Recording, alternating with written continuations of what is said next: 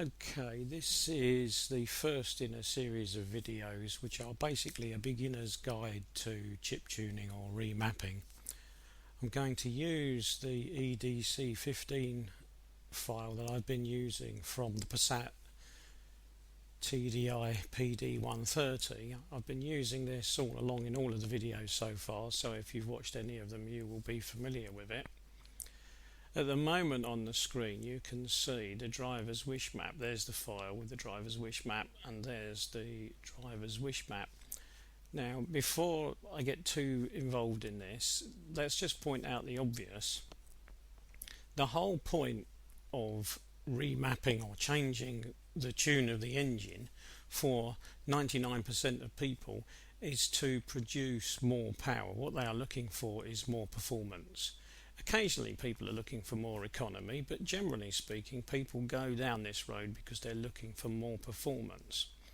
Now, in order to achieve more performance, there is virtually nothing you can do other than the obvious, which is put more fuel in the engine. So no matter what people say, at the end of the day, generally speaking, if you tune an engine to give you more performance, you will use more fuel, because the energy for the more performance has to come from somewhere, and it doesn't come from fresh air, it comes from the fuel. Now, having said that, occasionally people notice that having tuned an engine slightly for more performance, their economy is no worse. In fact, some people sometimes find it's even slightly better. Now, this is often misleading because it is very often the result of how you drive the changed car. In other words, you may well find that with a slight performance increase due to a remap, that you're not actually pressing the pedal down so hard to get the performance that you used to have on the old map, and you might find yourself throttling back on occasions just because you're happy with what you've got. And the end result of that is that occasionally people will notice that they've either got exactly the same fuel consumption as they had before, even though the map is giving a little bit extra performance, or it may have even improved the fuel consumption a fraction. But very often that's not a result of the remap as such, it's a result of the way they are choosing to drive given the remap.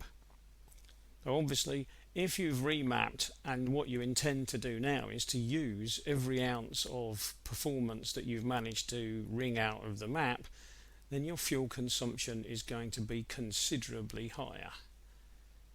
So I just want to make that point right at the beginning, that if we want more performance, we're going to have to use more fuel. It's as simple as that. Now, as a start to this, it's probably easier to jump from one map to another and show what's going on if I don't use WinOLS. What I'm going to do is I'm going to jump to exactly the same maps but displayed in Microsoft Excel. Now, this is an old version of Microsoft Excel, and that's deliberate because I've been using this since it came out in 2003, and I'm perfectly comfortable with using it, and I've carried on using it. So that's why you're looking at an old version. I've got newer versions, and I just don't like them, so that's why I'm still using this one. Okay, now here we go then. What we've got here is the same map we were just looking at in WinOLS. Here's the driver's wish. There's the driver's wish as it would have come straight out of the file in WinOLS. The only difference is that I've put the axes data here where it belongs in terms of our view of it, because when I first copied it across, the axis data was up here in a block. And so what I've done is I've moved it to the appropriate spot so that it looks a bit more like a map.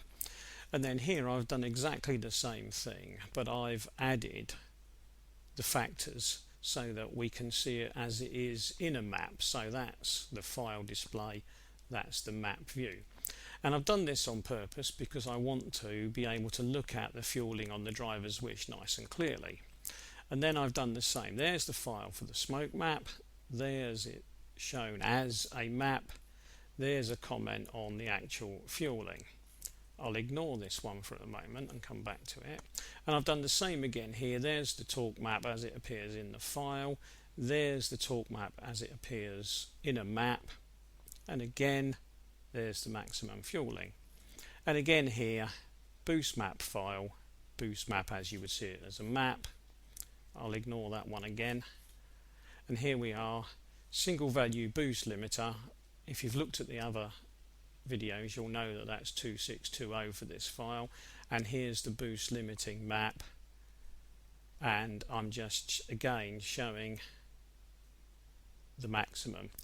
Haven't worried here about whether it's a file view or a map view, because they're basically the same, because the only difference would have been a naught in front of each of these if we were looking at the file, because the file would have had 5 digits for each of these, whereas these have only got 4. But basically the numbers are the same. Don't need to worry about factors or offsets. Okay, right, I'll go back to the beginning, because I want to make a simple point here, and then I will stop the video and move on into what I suppose you could call part 2. I'm trying to keep all of these videos at a manageable length so that you don't drop dead from sheer boredom watching them. Okay, here we go. Look, here we've got the driver's wish map for our PD130. And if we look at it, we can see that we've got a request here from the driver's pedal, from the accelerator pedal, of 70 milligrams per stroke of fuel. Now, for that engine, that's probably plenty of fuel to get quite a big increase in power from the engine, should we inject 70. Now, do we? I mean, that's the obvious thing, isn't it? I mean, if we were injecting 70, would we get an increase? And if we're not injecting 70, what are we injecting? Now, in terms of making a remap, we might want to play with these figures, but we might not want to change them to make them any bigger. We might simply want to move them around a little bit. But anyway, I'm not going to worry about that at the moment. I'm going to come back to that at a later date. I just want to give people an overview at the moment of what we're talking about. So there's our 70 milligrams. Right, now let's go and look and see what the smoke map is doing. If we look at the smoke map, our maximum, which again I've highlighted in red, is 58 milligrams. So I might have been requesting 70 milligrams to inject, but I'm not getting it. The best I can manage is 58. And it's quite possible that much of the time, depending on how I'm driving, I won't even get 58, because obviously it depends where on the map I will be at any given time when I'm trying to accelerate through the gears. But I'm being told here that the maximum I'm going to get anyway is 58. Now again, ignoring this map here, if I jump forward to the torque map, I see something even stranger, which is that as far as the torque map is concerned, between about 1900 revs per minute and roughly 2500 revs per minute, the maximum injection quantity is going to be 52 milligrams per stroke. So that 52 milligrams per stroke is going to be fed into the duration maps. The duration maps are going to calculate a duration for the injectors to be open, and that's what I'm going to get, maximum 52. So if we work our way backwards to the beginning again, there we are, we're requesting 70. The smoke map is saying no, I'm going to limit that to 58, and the torque map is further going to limit it back to 52. Now, just before I stop this session, let's just run through and look at why. We can ask for 70 here, but when we get to here, the smoke map is saying, no, you can't have 70, because the available air, and this is the air column, remember, the available air for this fuel does not allow for 70. So this amount of air is good for, let's say, 58, 60 milligrams per stroke. It is not good for 70, so therefore this map does not allow for it. So you're being limited to 58 simply because this map doesn't allow enough air for 70. Now I'll come back to that because that's the whole point of this yellow chart.